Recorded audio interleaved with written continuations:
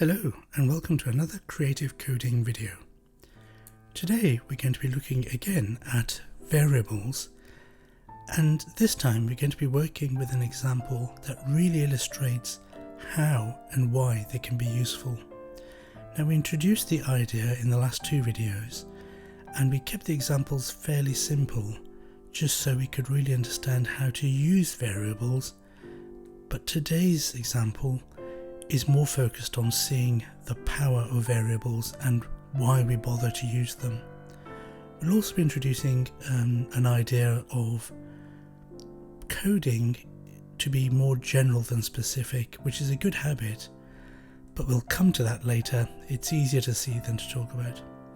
Okay, so let's crack on. I'm logged into Open Processing as usual. I've set up the simple instruction in the setup section.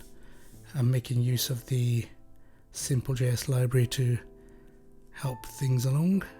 If you need to remind yourselves about that, the early first, second videos talk more about that.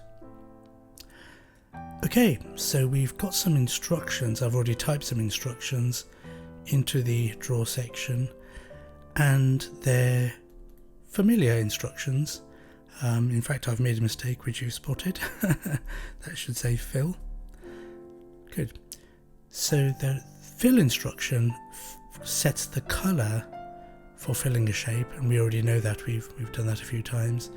And the circle instruction draws a circle at a location, x and y coordinate, and a size. And we've already done this a few times. Again, look back at the previous videos if you need to remind yourselves.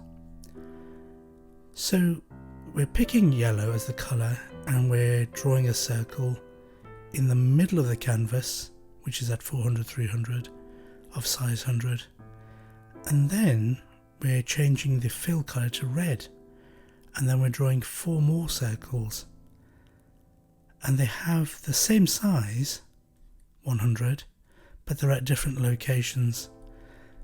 Let's switch to our sketchpad to see what that pattern will look like. I mean, we could run it, but it's actually quite instructional to see how and why that pattern builds up, so we're going to make use of it. Okay, so here's our canvas, which is by default 800 across and 600 down, which means 400/300 is the center, and it was of size 100. So that's the first yellow circle. The next one is at 400/200, and the next one is at 400/400. So 400/200 is here. The first one was there. So that one's there. And the next circle was at 400/400, which is here. So far, there's a yellow and a red above and a red below. Let's look at the last two there. 300/300 and 500/300, which is there and there. So this circle goes there and this circle goes there. So it looks like a flower. Let's see if it does if we run the code. Yep, that worked just as we expected. It's the sort of flower shape. There's a yellow center and what appear to be red petals above, below, to the left and to the right. That makes sense. Cool. Now, the next question is, what if we wanted to move the entire flower somewhere else? So let's say we wanted the center to be up here, say, at 200/200. We'd have to shift everything else along with it as well. Not just the yellow center, but the red circles as well. So let's try and do that. Okay, so here's our new center, 200/200. That's the circle there, the yellow one. The next one was above, that was there. One was down here. one was there, and one was there. I haven't drawn that quite so well, but you get the idea. Now, if we wanted to code that, we'd have to pick off these coordinates. So the center one is at 200, 200. This one is at 200, 100. So 200, 100, and the next one was at the same 200 across. Where was it? We're down 300 down. 300. And this one was at 100, is that right? Yep, 100, 200, and 300, 200. 100, 200, and oops, 300, 200. Did I get that right? 300, 200. Yeah, we're reading off the new centers of these circles. Now let's see if that's done the move. And if it works, the whole flower should have moved, so it's not broken or in the wrong kind of pattern or arrangement. Yep, that worked. Now if I said let's move it again, that could get a little boring, having to kind of calculate or pick off, you know, where all these new circle centers are, where that one is and where that one is in relation to the center. Now there's a better way, which is why we're doing this exercise. We try and pick out patterns that we've spotted. So if we look at this circle again, what we've noticed is that when the center is at a point, let's say that's XY, the center is at XY. So imagine we don't know where it is, it's just somewhere on the canvas. The petal above is along the same vertical line, as you can see, but it's at 100 pixels above. So if this one is at XY, this one is at Y minus 100. Do you see? So if Y is 200, then this is at 100. And we can do the same here. Can you work it out? Yep. So the X is the same because it's the same distance along the canvas. It's 200 long in this case. But this is further down the canvas. It's further down, which means this is at Y plus, what's the difference? 100. Now let's pause there and think about what we've just done.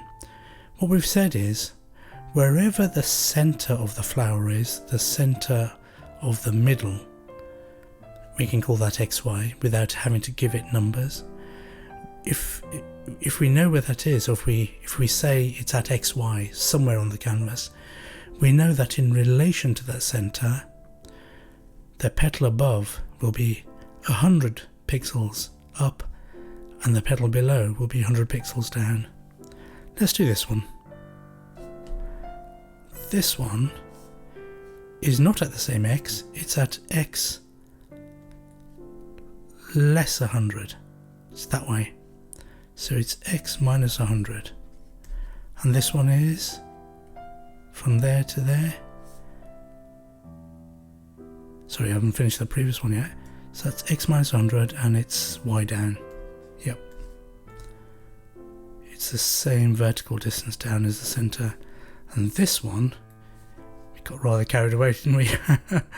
That's at X plus 100 because it's 100 further along from the center of the flower. And it's the same distance down, Y. Now that sounds like hard work, but it is worth doing, because what it means is our flower is now described without assuming where the center is. I can say XY is 200, 200 as it is here, and then I can work out where the petals are, or I could say that the flower XY is at 600, 400, and if it is, then I can say the petal above is at the same X, but Y minus 100 there. I can say that the petal below is at the same X, but Y plus 100, which is here, and the same for the others. Let's try that. Let's try and code what we've just done, which is to express where the flower is in terms of X and Y. So I'm going to create two variables, var X equals, let's put it in the middle again, X is 400, and var Y equals 300. Now the circle we said was going to be, the yellow circle, the middle, was going to be at XY. So although we've now said this is circle at XY, we've said it's at 400, 300, so when it draws it, it'll draw it at 400, 300. Now the interesting bit, this flower, this petal, the first petal, was above the yellow center, and it was at X, but Y minus 100. Let's do that. X, Y minus 100. And the next one, the one below, was at X, Y plus 100. X, Y plus 100. Let's do the next one, which was this one, which is at X minus 100 and Y. And the last one was X plus 100Y.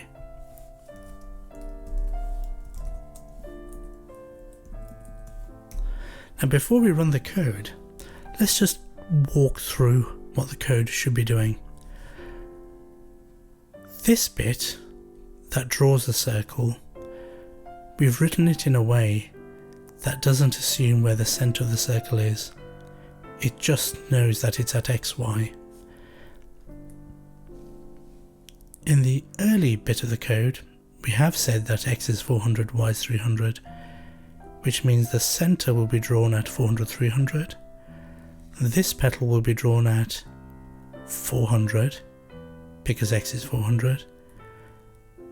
And vertically it will be drawn at 200, because Y minus 100 is 300 minus 100, which is 200.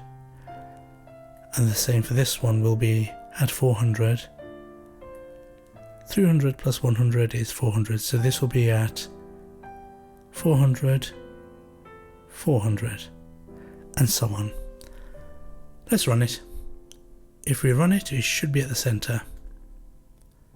Yep. So that's quite a big step, even though it doesn't look like we've done a lot visually.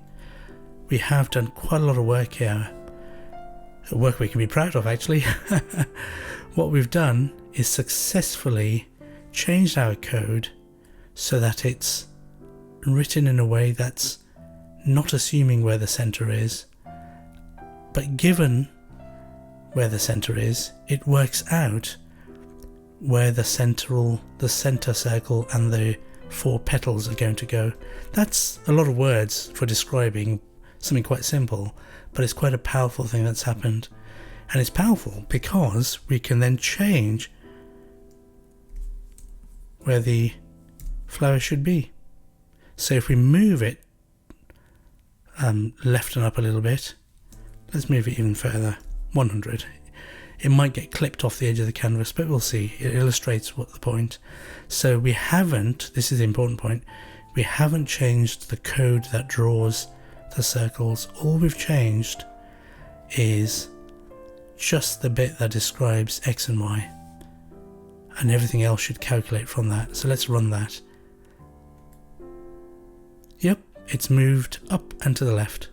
Yes, it's clipped it a little bit, that's fine.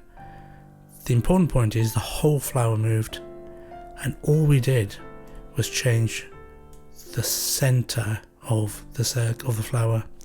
Let's move it to the right, let's say quite far to the right, and let's move it down 400 down there. This should be to the right and down. Yep, that's quite cool. So can you see the power now? Let's repeat why this is powerful. Two reasons. One, our code didn't need to change. It's now independent of where the actual center of the circle is. It's written in a way that doesn't need that information built in. It's provided that information, but then everything's worked out. The positions of the petals are worked out from the center. And if we want to move the flower, all we do is just change those two numbers. So it's made our life a lot easier if we know we're going to be moving the flower or perhaps plotting lots of flowers. That's the next project. Let's do something interesting. Let's say we want the computer to pick where the center of the flower should be. So we're not choosing it ourselves. And you know that we've used the random number instruction before to pick random numbers. Well, for the computer to pick random numbers. Let's say it's going to be somewhere between 200 and 600. So this is going to choose a number somewhere at random, somewhere between 200 and 600, and that will become X. And we can do something similar here. So if we run this, it'll pick a value for X and a value for Y. It'll pick a random place on the canvas within those constraints, so that, and it'll draw the flower at that point. Let's try it. That's slightly off center. Let's run it again. That's to the left a little bit. Back near the middle. And again.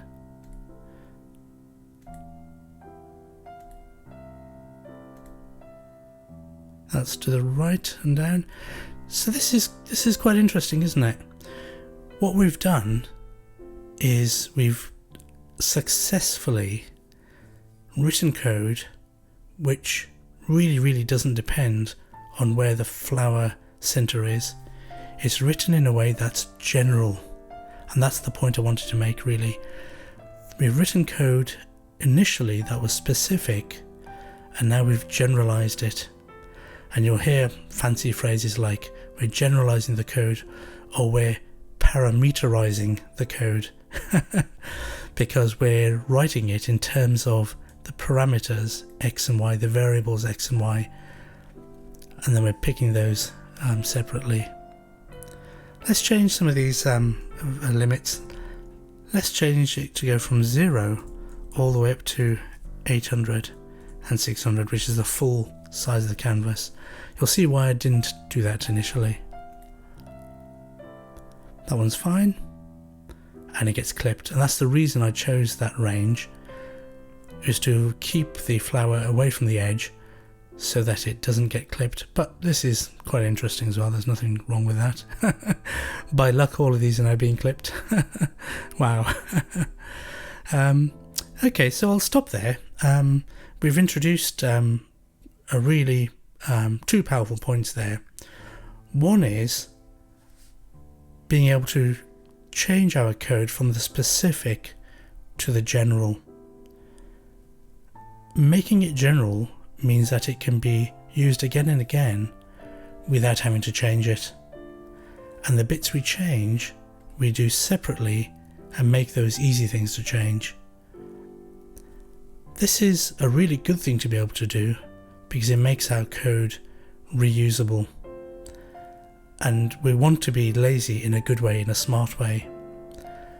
And we couldn't have done this without variables, without those boxes that we talked about last time, being able to store numbers and then to recall those numbers, dig them out when we need to later. So if you need a reminder of variables, have a look at the last two videos. But very briefly, we're creating a box here called X, and we're putting something inside it, a number, and then we're using that number later in our code.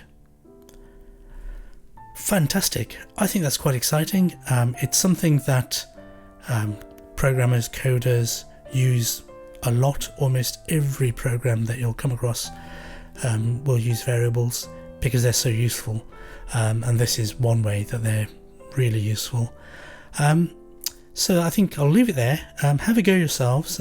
See if you can make a different pattern, not a flower, maybe an animal, and see if you can write your code so that it is general, and that you can move the shape, move your animal perhaps, or a car, somewhere else on the canvas by only changing a couple of variables like that. Have a go at that. It's a good exercise. I'm not saying it'll be easy, but the process of doing it, and I do encourage you to use pen and paper, doing sketches like this to work out where things are. So if I was doing a car, I might have a circle there, I might have a rectangle like that. So I might choose this to be the reference point, so that this circle is in relation to that, so it's 100 across, 100 down. This one might be 300 across, 100 down, and the rectangle will be 400, 100, and so on. You get the idea. So have a go at that. That's a really good thing to practice. You don't have to do it lots, but do it at least once, because by doing it, you'll better learn this idea of things that are relative to each other and how to make things general. Okay, I really will shut up there. Have fun. Bye.